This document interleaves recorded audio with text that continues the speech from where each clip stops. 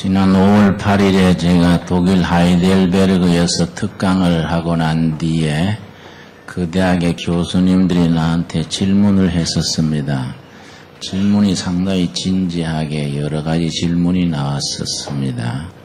그 중에 크게 두 가지 질문이 가장 요긴한 질문이었습니다. 첫째는 한국이 앞으로 한미 관계가 어떻게 될 것 같으냐.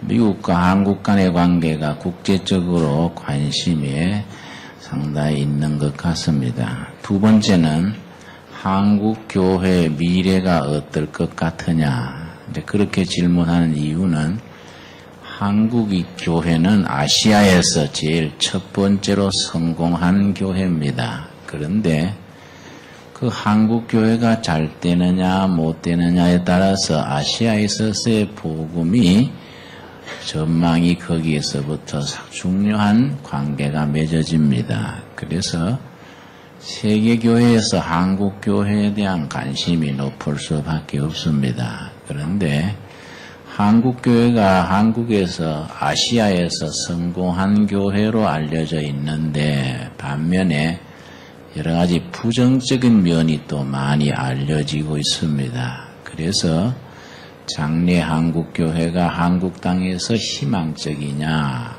그렇지 못하냐 그걸 질문을 하게 됩니다.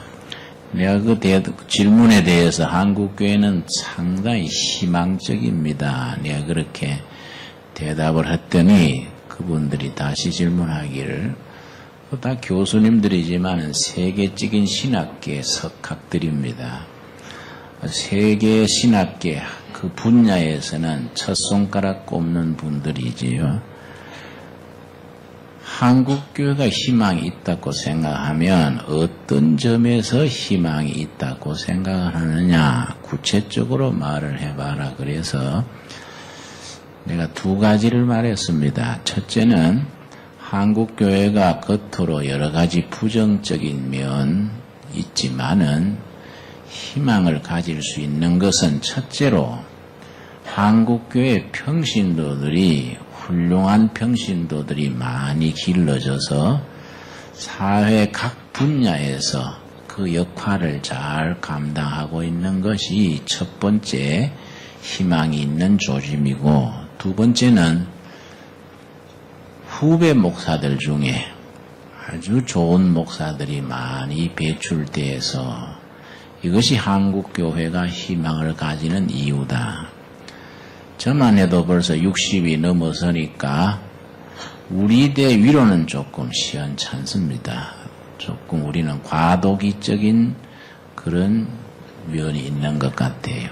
그런데 40대를 전후한 목회자들 중에 대단히 훌륭한 목회자들이 많이 있습니다. 저는 국내외를 많이 다니기 때문에 젊은 목회자들을 눈여겨봅니다. 내 생각에는 한국 안에서 한 10여 명, 해외에서 한 10여 명 제가 아주 눈을 꼽고 있는데 앞으로 기회가 있으면 우리 교회 고루고루 한 사람씩 불러와서 좀 같이 설교도 같이 시키고 교제도 하고 하려 그럽니다.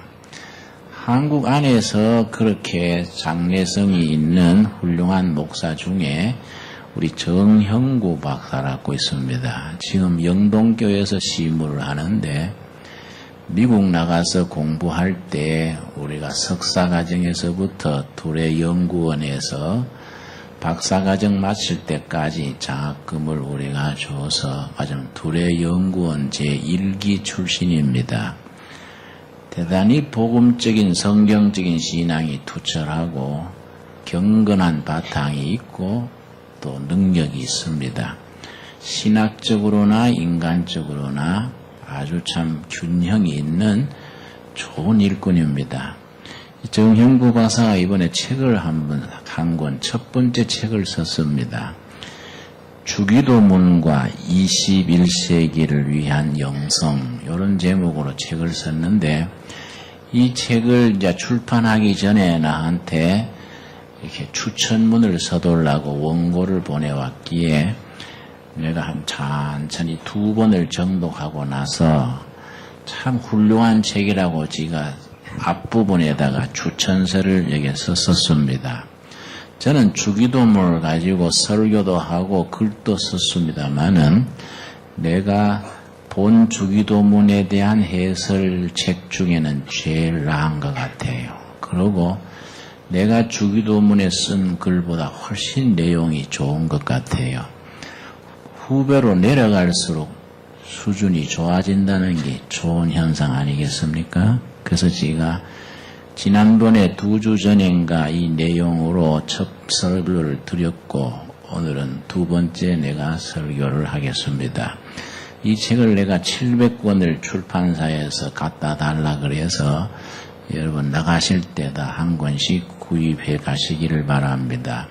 값이 뭐 9,000원인가 만원인가 그런데 내가 출판사에 얘기했습니다. 좀 깎아주라. 그래가지고 아마 8,000원인가 그래야 구입할 수 있을 겁니다. 5월 달에 읽어야 될 책으로 꼭 추천을 합니다. 이런 책은 한 번 읽고 끝내지 말고 장별로 2번, 3번 또 읽고 해서 우리가 주기도문을 드릴 때 너무 습관적입니다. 하늘에 계신 주 해서 아멘 그래버리니까 별 생각 없이 그냥 나가버립니다. 앞으로 그래 하지 말고 이런 책을 깊이 묵상을 해서 주기도문을 들을 때마다 구절구절 자기 가슴에서 우러나오는 그런 고백으로서 기도를 드릴 수 있게 되기를 바랍니다. 제가 여러분이 다 한 권씩 책이 있으면은 몇 페이지 찾으면서 이렇게 읽었으면 좋겠는데 내가 그 중에 중요한 부분 몇 군데 골라서 내가 읽으면서 설명을 해드리겠습니다. 39페이지에 뭐라고 썼냐면은 우리들이 말하는 데는 어법이 3가지입니다. 말의 어법이 3가지입니다. 첫째는 문을 가지고 설명할 때는 저 문이 열려 있다. 혹은 문이 닫혀 있다. 있는 그대로 설명하는 것을 직설법이라고 그럽니다. 2번째로 저 문이 열렸으면 좋겠는데 이건 가정법입니다. 현재 있는 상태가 좋지 않아서 뭔가 변화가 되었으면 좋을 텐데 저 문이 열렸으면 참 좋겠는데 그렇지 못하다. 이럴 때는 가정법이라고 그럽니다. 그럼 3번째가 뭐냐 하면은 저 문을 좀 열어라. 문을 닫아주시오. 이 명령법입니다. 명령법은 명령을 하면 듣는 사람이 가서 문을 열게 됩니다. 명령법에는 변화가 뒤따릅니다. 그런데 주기도문은 3가지 어법 중에서 명령법에 해당한다. 그렇게 설명을 하고 어떤 명령이냐? 현실에 바람직하지 못한 현실, 고쳐져야 될 현실을 하나님의 이름으로 명령하는 거룩한 명령법 언어가 주기도문이다. 이 말은 다시 말하자면은 주기도문을 드리는 이유는 주기도문을 통해서 변화가 일어나는 역사, 그 변화가 있어야 된다 이거지요. 그 변화가 크게 2가지입니다.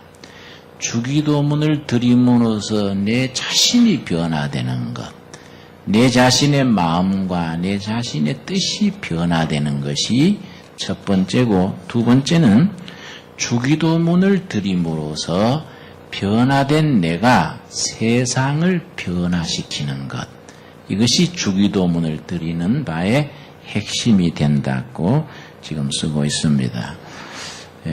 불교에 금강경이라는 경이 있습니다. 저도 불교 공부할 때 맨 첫 번 읽은 책이 금강경인데 금강경은 우리 기독교 성경으로 말하면은 아마 로마서쯤 되는 그런 경입니다. 금강경을 영어로는 다이아몬드 경이라 그럽니다. 경이란 말이 영어로는 수트라이기 때문에 다이아몬드 수트라 그렇게 부릅니다. 그런데 금강경을 왜 영어로 다이아몬드라고 부르느냐? 다이아몬드가 아주 굳으니까 그 조직이 단단하니까요. 다이아몬드처럼 아주 단단한 그런 칼이 돼가지고 건강경을 잃는 사람의 영혼을 깨뜨려서 아주 하늘에서 벼락이 내려치듯이 사람의 영혼을 변화시킨다. 그런 역할을 하는 경이라는 뜻에서 다이아몬드 경이라고 그렇게 부릅니다. 또 그런 뜻에서 건강경을 일명 뭐라고 부르냐? 벼락경이랍니다. 벼락. 하늘에서 벼락이 쳐서 못된 생각하는 사람을 벼락 때려가지고 생각을 바꾸듯이 벼락처럼 우리에게 임해서 변화시킨다. 그런 뜻에서 불교에서는 건강경을 벼락경이라고 그렇게 부르는 겁니다. 그런데 사람을 진실로 내면에서부터 변화시키는 게 뭐이냐 이거지. 사람의 삶과 생각과 그 영혼을 진실로 안에서부터, 밖에서 변화가 안 되지요, 여러분. 안에서부터 심령을 변화시키는 게 뭐이냐. 주기도문이 그런 점에서 중요한 겁니다. 그래서 우리가 기도를 드릴 때 어떨 때는 기도가 잘 안 됩니다. 그걸 기도문이 안 열린다 그럽니다. 기도하려고 앉으면 마음이 산란하고 자꾸 잡념이 들어오고요. 한 5분도 못 있다가 막 볼 일이 생각나서 일어서 버립니다. 어디 전화해야지 싶고 또 해필 또 마음 잡고 기도하려면 또 핸드폰이 삥 울리고 뭐 기도가 참 안 됩니다. 그래서 기도라는 것은 중노동입니다. 두레마을에 가면은 생활관의 벽에 뭐라고 붙여놨냐면은 기도는 노동이요, 노동은 기도다. 그렇게 써붙여놨습니다. 내 경험에 의하면 기도란 것은 중노동입니다. 중노동.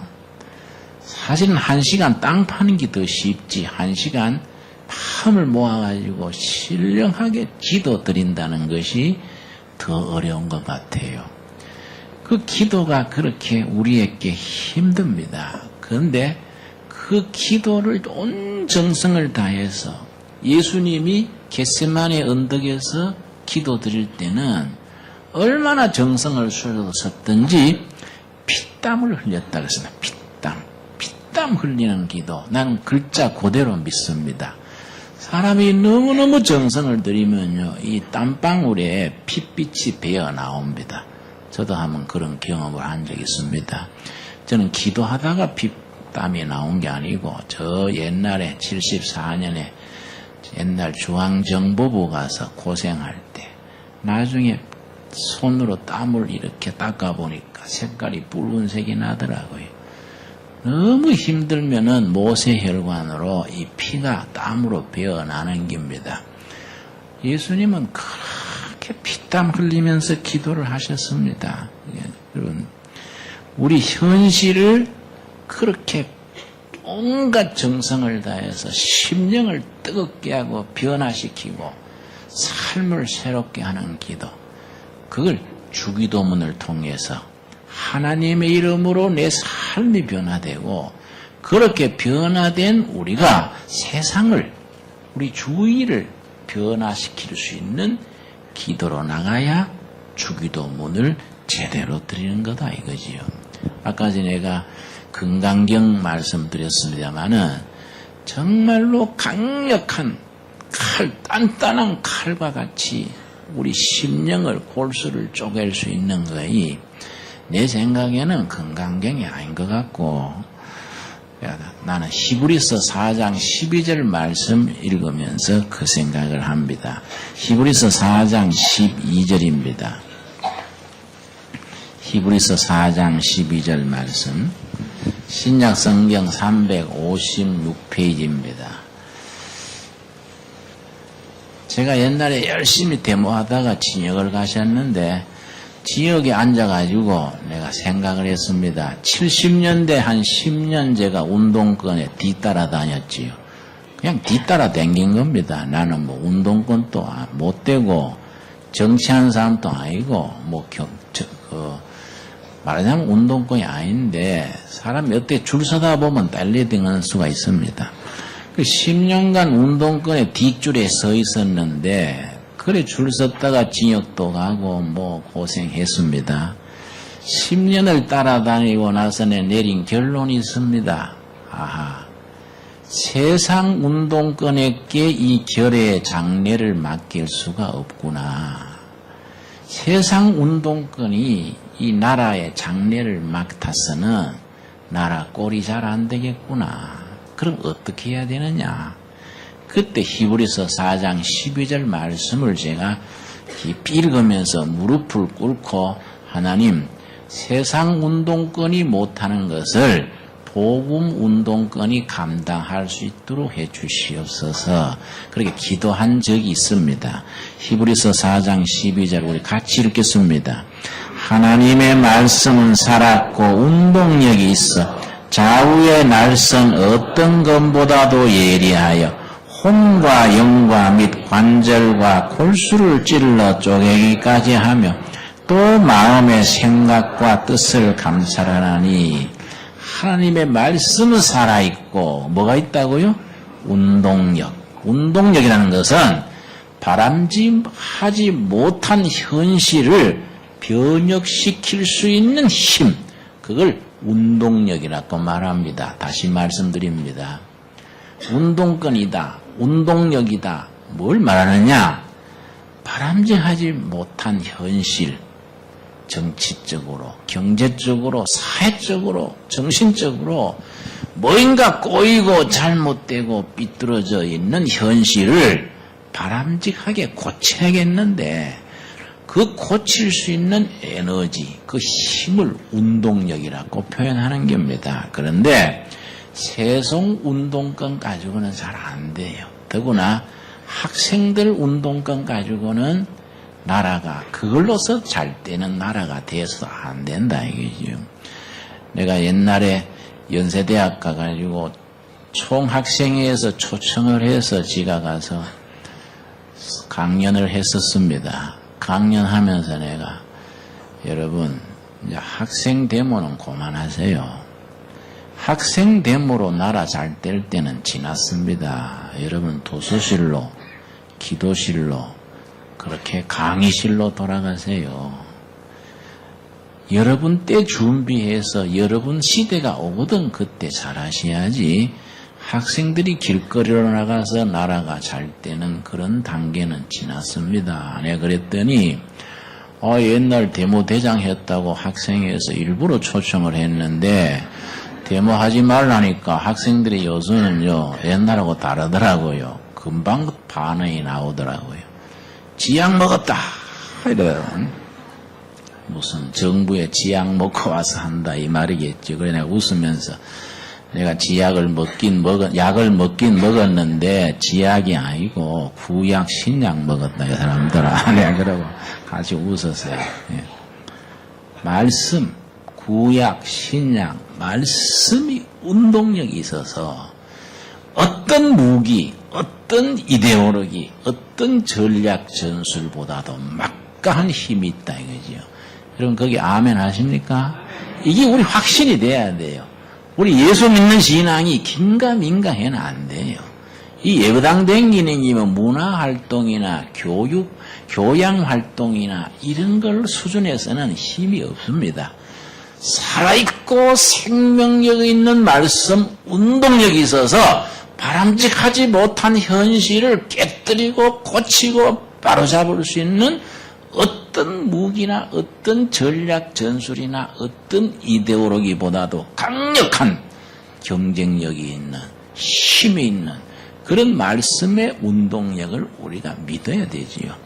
운동력이 있어서 좌우의 날선 어떤 검보다도 예리하여 혼과 영과 골수를 찔러 쪼갠다.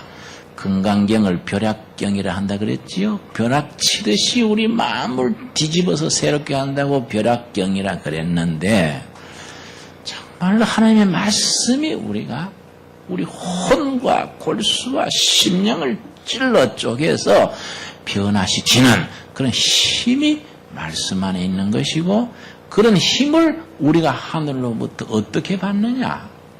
기도를 통해서 받는다 이거죠. 여러분, 우리가 하나님 앞에 나아갈 때는 기도로 나갑니다. 하나님이 우리할 때 오실 때는 어떻게 오십니까? 말씀으로 오시는 겁니다. 그래서 땅에서 기도가 올라가고 하늘에서 말씀으로 응답하셔서 현실을 변혁시키는 진정한 운동력이 되는 겁니다. 그래서 이 주기도문을 해설하면서 서론에 뭐라 그랬냐면은 기도에 대해서 말하기를 오직 유일한 대안은 기도다. 이런 제목으로 글을 쓰시면서 예수님께서 그 변화산에 올라갔다 오실 동안에 9명 제자들이 벙어리 소년 귀신 들린 애를 고치지를 못했습니다. 그래서 나중에 답답해서 예수님께 물었습니다. 예수님께서 이 모습을 보시고 병자를 고치시면서 제자들의 믿음 없음을 꾸짖으셨다. 제자들이 나중에 조용히 물었다. 우리는 어찌하여 능히 그 귀신을 쫓아내지 못하였나이까? 주님의 대답은 매우 간단했다. 기도 외에 다른 것으로는 이런 유가 나갈 수 없느니라. 마가복음 9장 29절입니다. 마가복음 9장 29절 말씀. 믿음은 불가능이 없는데 그 믿음에 한 가지가 빠지면 안 된다 이거지. 기도가 뒷받침이 되지 않는 믿음은 힘이 없다. 능력이 없다. 기도가 유일한 대안이다. 그러시고서 기도 중에 기도로서 예수님이 주기도문을 우리에게 가르쳐 주신 겁니다. 예수님의 이 말씀은 이런 뜻이다.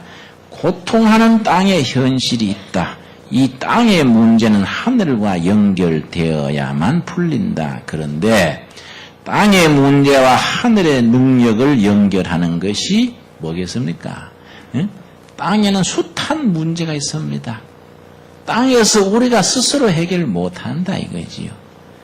하나님이 해결할 수 있는 능력을 주셨을 때 해결이 되는데 땅의 숱한 문제를 해결할 수 있는 하늘로부터 임하는 능력을 임하게 하는 길이 뭡니까? 기도래, 기도.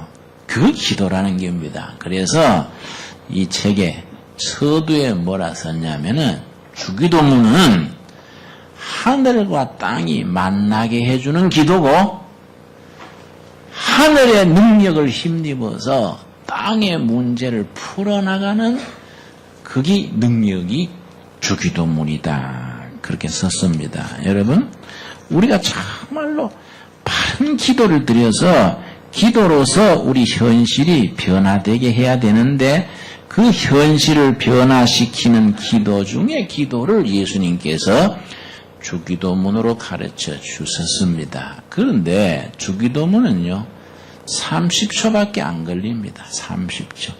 30초. 예수님이 가르쳐 주신 기도의 특징이 세 가지입니다.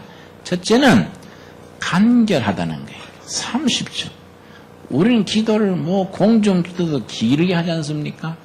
아주 우리 교회는 그런 점에서는 아주 모범적인 기도입니다.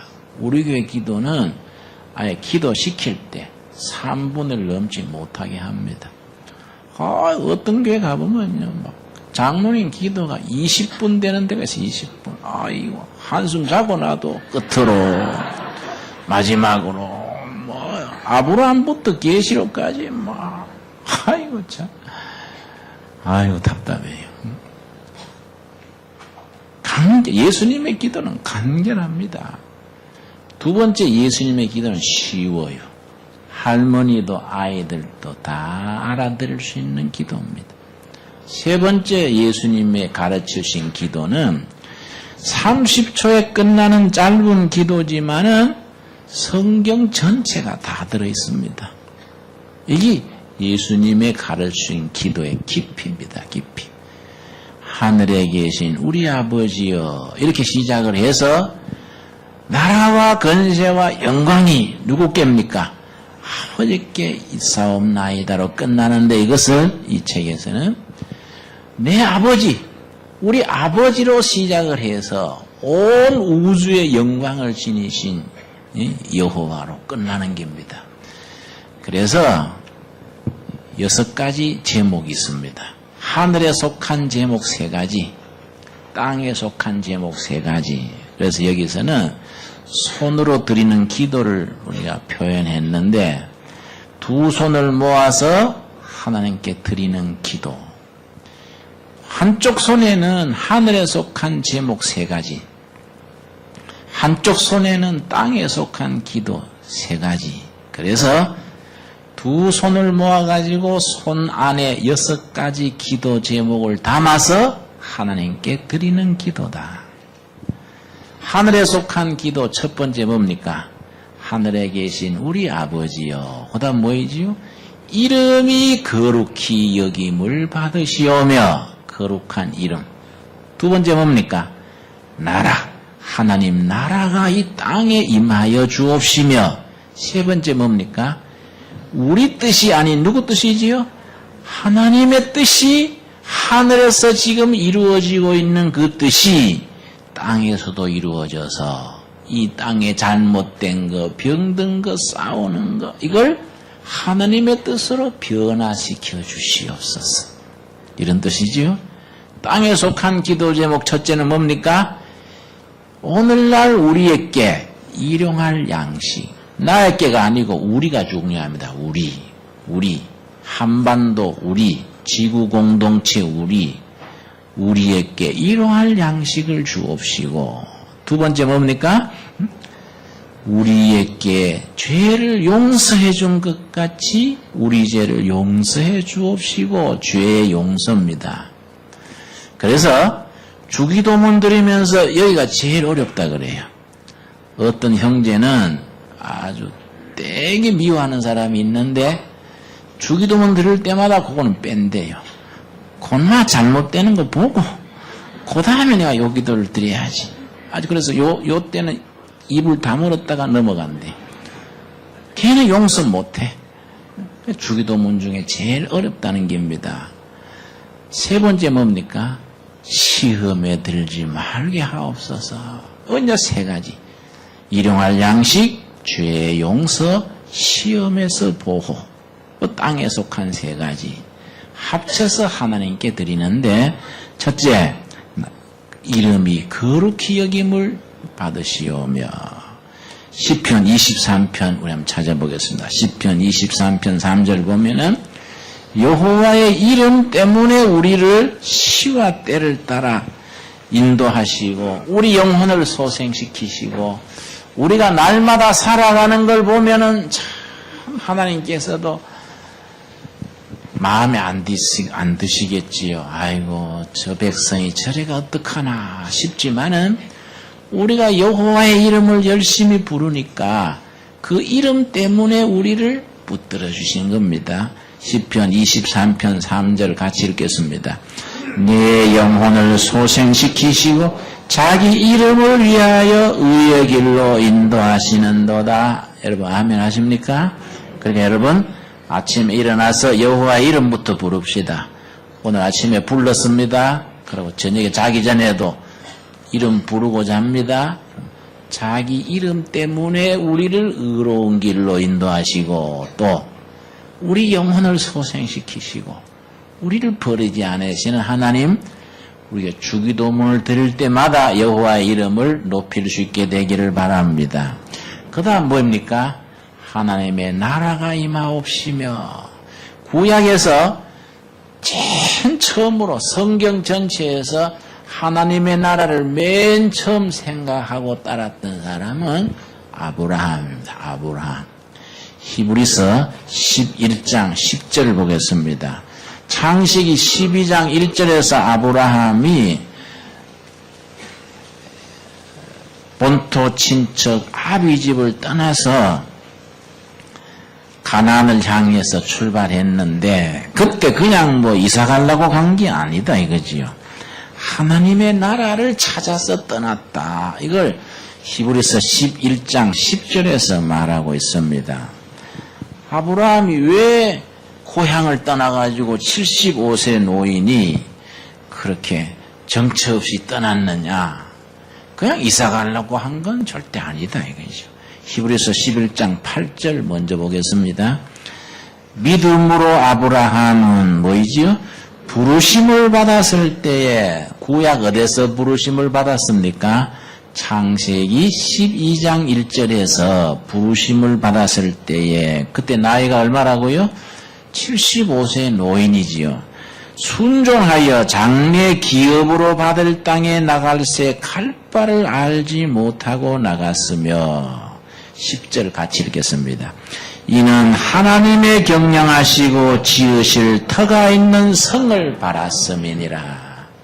세상 나라에서 떠나서 하나님이 다스리시고 하나님이 대통령 되시고 하나님이 성주가 되시는 그 성을 바라보고 떠났다 이거죠. 하나님의 나라를 바라보고 떠난 겁니다. 이스라엘 백성들이 애굽 종살이 하다가 가나안을 향해 나갔지요. 이것도 그냥 종살이가 싫다, 좀 더 잘 살아보자 이래 나간 게 아니다 이거지요. 그걸 모세가 뭐라고 기도했느냐 하면 출애굽기 15장입니다. 출애굽기 15장. 그 사람들이 애굽 종살이를 벗어나가지고 홍해 바다를 벗어날 때에, 그래서 신의 반도를 거쳐서 가나안 땅을 향해 나갈 때에 그냥 세상적으로 좀 더 잘 살아보자 이게 아니랬다는 겁니다. 15장 17절입니다.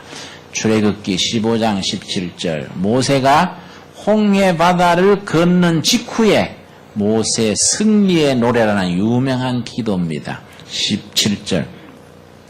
주께서 백성을 인도하사, 어디서 인도했습니까? 애굽 종살이에서 인도하사 그들을 주의 기업의 산에 심으시리이다. 여호와여, 이는 주의 처소를 삼으시렸고 예비하신 것이라. 그 다음 같이 읽읍시다. 주여, 이것이 주의 손으로 세우신 성소로서이다. 여러분, 가나안 땅에 들어갔을 때 하나님이 세우는 성전이 있었습니까? 이거는 본질을 말하는 거지요. 세상 나라 떠나서 하나님이 머무시고 하나님이 다스리는 성전, 하나님의 나라를 바라보고 떠난 것이다. 18절 같이 읽읍시다. 여호와의 다스림이 영원 무궁하시도다 하였더라. 그래서 하나님의 나라는 뭐이냐? 하나님이 다스리는 나라가 하나님의 나라입니다.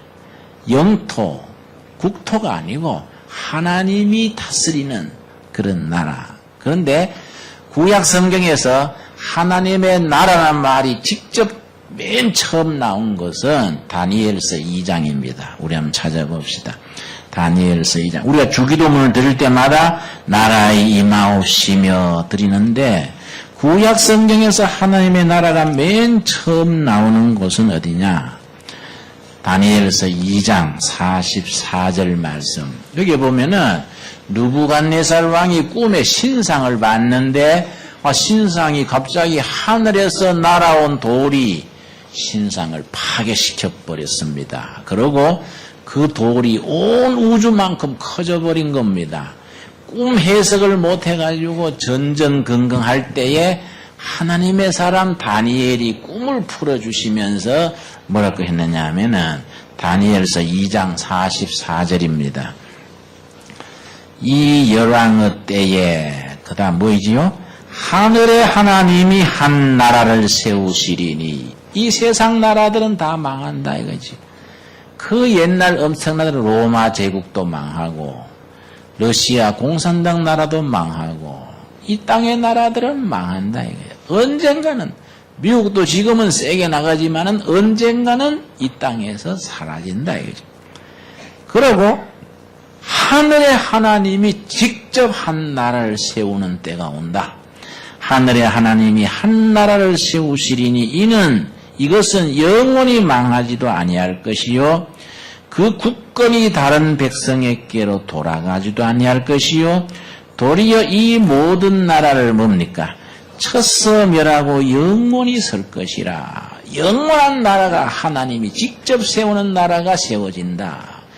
이걸 아브라함 때부터 계속 내려왔는데 드디어 하나님의 나라가 왔다. 그렇게 선포한 분이 있습니다. 누구겠습니까? 예수님의 첫 설교입니다. 첫 설교. 예수님이 첫 마디가 하나님의 나라가 왔다. 마가복음 1장 15절이죠. 마가복음 1장 15절에 드디어 수천 년 동안 그렇게 내려오던 그 나라가 예수님은 왔다. 그러시면 내가 온 것이 바로 하나님의 나라가 온 것이다. 그렇게 말씀하십니다. 마가복음 1장 15절 말씀. 우리 한번 같이 읽읍시다. 가라사대 때가 찼고 하나님 나라가 가까이 왔으니 회개하고 복음을 믿어라. 하나님의 나라가 너희 손 닿는 자리까지 왔다. 그러니 그렇게 기다리고 기다리던 나라가 왔으니 회개하고 복음을 믿어라. 그래서 예수님의 첫 설교부터 마지막 설교까지 그 말씀을 계속 하시니까 주위의 사람들이 물었습니다. 그 나라가 도대체 언제 어디에 오는 겁니까? 그랬더니 예수님이 대답하시기를 누가복음 17장 20절입니다. 모두 궁금해가지고 그 나라가 언제 오는 겁니까? 묻겠습니까? 그랬더니 예수님이 대답을 하시는 겁니다. 그 나라가 언제 어디로 오느냐? 누가복음 17장 20절입니다. 20절 말씀. 누가복음 17장 20절. 바리새인들이 하나님의 나라가 어느 때 임하나이까 묻거늘 예수께서 대답하여 가라사대 하나님의 나라는 볼 수 있게 임하는 것이 아니요. 21절 같이 읽읍시다. 또 여기 있다 저기 있다 거도 못하리니 하나님의 나라는 너희 안에 있느니라. 하나님의 나라가 어디 있다고요? 너희 안에. 이 두 가지 뜻이 담겨 있습니다. 첫째는 우리 심령 속에, 한 사람 한 사람의 심령 속에, 언제 각 사람의 심령 속에 하나님의 나라가 오느냐? 요한복음 1장 12절에서 하나님의 나라가 각자에게 오는 겁니다. 요한복음 1장 12절입니다. 요한복음 1장 12절을 거기에서 하나님의 나라가 개인에게 임합니다. 우리 같이 읽읍시다. 영접하는 자 곧 그 이름을 믿는 자들에게는 하나님의 자녀가 되는 권세를 주셨으니 예수님을 주인으로 모시는 자, 영접하는 자, 말을 바꾸면 믿는 자다 이거죠. 예수를 믿을 때 우리 심령에 하나님의 나라가 온다 이거죠. 또 두 번째 뜻이 뭐냐? 개인 심령에만 오는 게 아니라 사람과 사람 사이에 인간관계 속에 오신다. 마태복음 18장입니다. 마태복음 18장. 사람과 사람 사이에 하나님의 나라가 오신다. 이게 대단히 중요한 거지요. 그래서 우리가 하나님의 나라를 생각할 때에 개인 심령 속에만 생각하면 안 되는 겁니다. 자, 마태복음 18장 19절과 20절 제가 읽습니다. 19절. 진실로 다시 너희에게 이르노니 너희 중에 두 사람이 땅에서 합심하여 무엇이든지 뭡니까? 기도하면, 합심 기도하면 하늘에 계신 내 아버지께서 저희를 위하여 이루게 하시리라. 20절이 하나님의 나라가 임하는, 사람과 사람 사이에 임하는 말씀입니다. 우리 같이 읽어봅시다. 두세 사람이 내 이름으로 모인 곳에는 나도 그들 중에 있느니라. 두세 사람, 부부 둘이지요, 자식 놓으면 셋이지요, 부모 모시고 구역예배, 직장에서 신우회, 두세 사람이 예수님 이름으로 모인 그 사람과 사람 사이. 부부가 맨날 찌그닥 빼그닥 싸우면은 하나님의 나라가 사라져버리는 겁니다. 중심에 예수님을 모시고 하나님의 나라를 이루기를 바랍니다. 드디어 언제 완성되느냐? 요한계시록 21장입니다. 요한계시록 21장. 이걸 전체를 합해서 주기도문을 드릴 때마다 나라의 임하옵시며 그렇게 기도를 드리게 됩니다. 대단히 그래서 주기도문이 30초에 끝나는 간단한 기도지만은 성경 전체를 아브라함부터 계시록까지 다 담고 있기 때문에 위대한 기도고 우리 깊은 기도지요. 요한계시록 21장 첫 마디가 뭡니까? 또 내가 새하늘과 새 땅, 진짜 100% 하나님의 나라지요. 새하늘과 새 땅을 보니 처음 하늘과 처음 땅이 사라져버렸다. 2절 우리 같이 읽겠습니다. 또 내가 보매 거룩한 성 새 예루살렘이 하나님께로부터 하늘에서 내려오니 그 예비한 것이 신부가 남편을 위하여 단장한 것 같더라. 거룩한 성, 하늘로부터 내려오는 게 하나님의 나라. 하나님의 나라가 하늘로부터 임하는 그 하나님의 나라지요. 그 하나님의 나라에서 하시는 이 뭐냐? 4절 말씀. 모든 눈물을 그 눈에서 씻기심에. 저는 이 말씀이요. 계시록 21장 1절에서 7절까지요. 참 아주 빈민촌에 너무 눈물이 많고 아픔이 많아서 이 말씀 줄줄줄 외웠어요. 모든 눈물을 눈에서 씻기심에. 요한계시록 14장에 뭐라 했냐면은 백성들의 눈에서 눈물 씻겨주는 우리 하나님이고 백성들의 눈에서 눈물이 사라진 곳이 천국이고 계속해서 고난의 눈물을 흘리는 데가 지옥이라 그랬어요. 여러분, 우리가 그 하나님의 나라를 바라보면서 주기도문을 드리는 겁니다. 나라에 임하옵시며. 그 다음 뭡니까? 뜻이 하늘에서 이루어진 것 같이 어디지요? 땅에서도. 땅이 어딥니까? 우리 가정이요, 우리 가정. 이 나라지요, 이 나라. 구리시, 서울시 땅에서 하늘에서 이미 이루어져 있는 그 훌륭한 뜻이 지금 뜻이 이루어지지 못해서 이렇게 고생하는 이 땅에서도 하늘의 뜻이 이루어지기를 간절히 원합니다. 부탁하는 말이지만은 어법은 명령문이다. 명령. 이 땅이 변화되게 해 주시옵소서. 뭘로 변화되느냐? 하늘의 뜻으로 이 땅이 변화되게 해 주십시오. 그래서 여러분, 예수님이 기도 중에 기도를 드리기를 누가복음 22장 41절에 진짜 기도를 우리에게 시범으로 보여주시는 겁니다. 우리 기도가 이런 예수님의 기도를 따라가셔야 됩니다. 42절 말씀. 누가복음 22장 42절. 가라사대 아버지여, 만일 아버지의 뜻이여든 이 잔을 내게서 옮기시옵소서. 그러나 내 원대로 마옵시고, 뭡니까?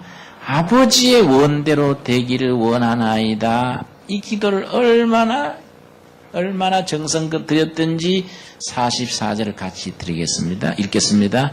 예수께서 힘쓰고 해서 더욱 간절히 기도하시니 땀이 땅에 떨어지는 핏방울같이 되더라. 이렇게 내 뜻대로 하지 마옵시고 누구 뜻입니까?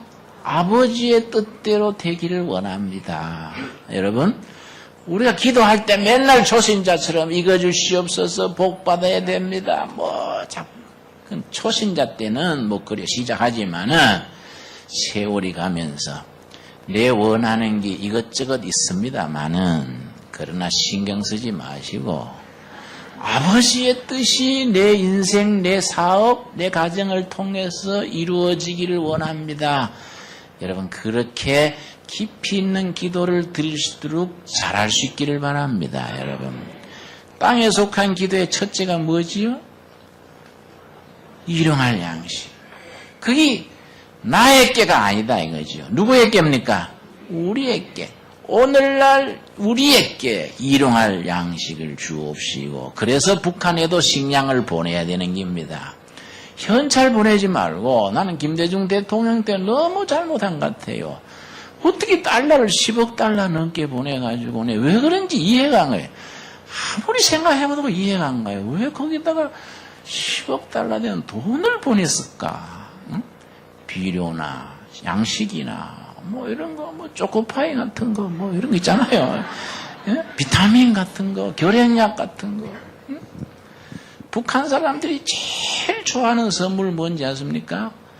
꼬부랑국수입니다. 그 사람들 말은. 꼬부랑국수가 뭘까요? 라면 왔다요, 라면. 라면 갖다 줘. 막 입이 한방. 그 남조선 꼬부랑국수 막 최고다, 이제. 그런 거 많이 보내지. 뭐 달러를 보내가지고, 뭐, 그 가지고 또 무기 만들고 복잡하게 할까. 응? 오늘날 우리에게 이러한 양식. 우리다, 우리. 우리만 내만 잘 먹고 살면 기도를 못하는 거이지요. 우리 공동체에 일용할 양식을 주옵시고 그 다음 뭡니까? 우리가 우리에게 죄 지은 자를 이미 용서한 것 같이 뭡니까? 우리 죄를 용서하옵시고. 제가 청계천 일하던 막바지에 아주 나한테 몹쓸 짓을 한 목사가 있습니다. 뭐 너무 엄청난 일을 해서 내가 아주 뭐 목회를 그만둘 뻔했습니다. 그 사람이요, 내가 아주 도저히 안 되겠다, 고발해야 되겠다 그랬더니 아주 싹싹 빌었어요. 절대 만나지 말자 그랬는데 미국 갔더니요, 설교하는데 그 사람이 앞자리에 앉았어요. 미국 갔더니 그 사람 턱 보니까 설교가 맥혀버렸어. 갑자기 닭살이 돋아가지고 막 설교가 안 되는 거예요. 그래 당황했어요. 그래서 내가 여러분 364장 찬송 한 장 부릅시다. 찬송 부르는 동안에 내가 기도했어요. 하나님, 저 사람이 사라지든지 내 마음이 녹아지든지 둘 중에 하나 해주십시오. 급하잖아요, 설교하는 도중인데. 그래서 찬송 부르는 중에 나가버리더라고요. 하나님이 협조해 주신 거예요. 나가도. 그래 찬송가 마치고 설교 끝냈는데 나가니까 밖에서 기다리고 있더라고요. 김진홍 목사 용서해 주시오. 그래 내가 참 주기도문 생각하고 악수한 거예요. 혹시 내가 설교하다가 찬송 부르면 이상한 사람 있는 줄로 여러분. 네. 하여튼 우리가 용서를 해야 돼. 용서. 우리가 사람을 용서한 것은 그 뿌리가 하나님이 우리를 용서한 데서 뿌리가 있다 해요. 그런데 부부 다툼하면서 뭐 버릇하면 10년 전에 한번 깨볼까? 애들한테서. 당신 뭐 옛날 어떻게 해먹으면 한번 털어볼까? 그런 것도 용서를 못해, 용서를. 우리가 우리에게 죄 지은 자를 이미 용서한 것 같이, 그 다음 뭐이지요? 우리 죄를 용서하옵시고. 땅에 속한 기도의 세 번째 뭡니까? 시험에 들지 말게 하옵소서. 시험이란 단어는요, 참 신기합니다. 이 책에도 나옵니다만, 시험이란 단어는 단어가 하나인데 뜻이 둘입니다. 첫째는 기회입니다, 기회. 축복받을 기회. 두 번째는 유혹입니다. 유혹에 져버릴 기회. 같은 시험인데 영적으로 잘 이기면은 축복되는 기회고 져버리면은 영적으로 망해지는 거지요. 여러분, 시험이 왔을 때에 실패하는 유혹이냐 승리하는 기회냐. 여러분, 기도로 응답받아서 승리하는 우리 모두 될 수 있기를 바랍니다. 그러고 모든 기도의 축복과 열매를 누구한테 돌립니까? 나라와 건세와 영광이 여호와 아버지께 영원히 있사옵나이다. 우리가 정말로 주기도문을 드릴 때마다 열린 마음으로 살아있는 기도를 드릴 수 있기를 바랍니다. 기도하겠습니다. 주님, 은혜를 감사드립니다. 주님이 우리를 사랑하셔서 우리에게 기도를 가르쳐 주셔서 감사합니다. 살아있고 운동력이 있는 어떤 무기나 어떤 세상의 전략이나 이데올로기보다도 강력한 현실을 변혁시키는 힘있는 기도를 우리가 주님 앞에 드릴 수 있게 하여 주시옵소서. 여호와의 이름이 우리 입술을 통하여 거룩하게 되게 하여 주시옵소서. 나라가 임하여 주옵시며 우리 뜻이 아닌 여호와의 뜻을 삶으로 온몸으로 실천하는 우리가 되게 하옵소서. 우리에게 일용할 양식 주시는 것 감사합니다. 우리 죄를 용서하셨듯이 우리가 사람에게 맺어진 불화도 원한도 다 용서할 수 있게 하옵시고 시험에서 실패하지 않고 승리하는 우리가 되어 영광을 아버지께 돌리게 하여 주시옵소서. 예수님 이름 받들어 기도드렸사옵나이다. 아멘.